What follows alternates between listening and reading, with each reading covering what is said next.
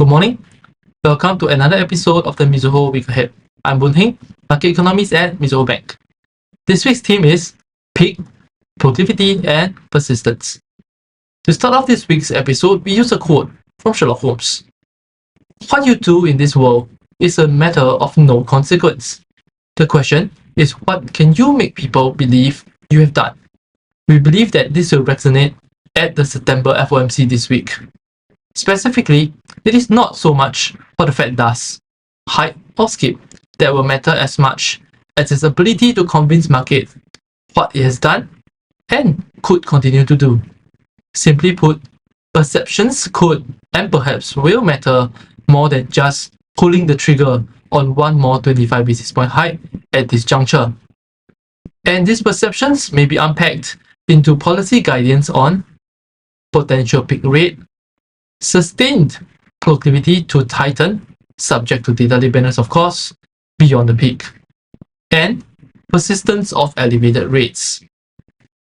With some flair and luck, the optimal combination of policy decision, statement, rhetoric, and the quarterly dot plot update will go a long way to shape perceptions of a Fed that is neither recklessly hawkish nor prematurely dovish, instead positioning itself as a reliable steward of price stability.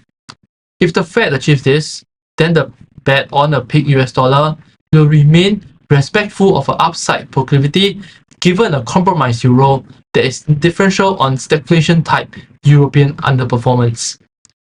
Some persistence of dollar tone against EM Asia FX as well as commodity units may also have to be acknowledged, even if the precise durability of this cannot be ascertained.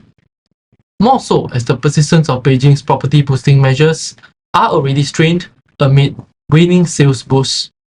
The proclivity for doubt and potentially more downside in the Chinese property sector doesn't appear to be dispelled convincingly, nor may optimists declare that generalized confidence deficit in China has peaked.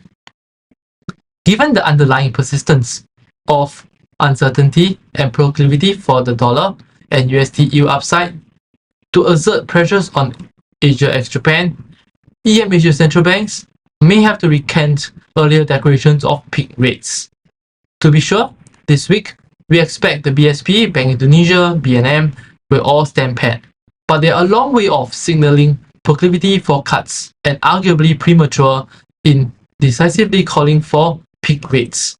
In particular, given the persistence of inflationary pressures amid fresh upswing in global energy prices, conspiring with food inflation inflected by El Nino.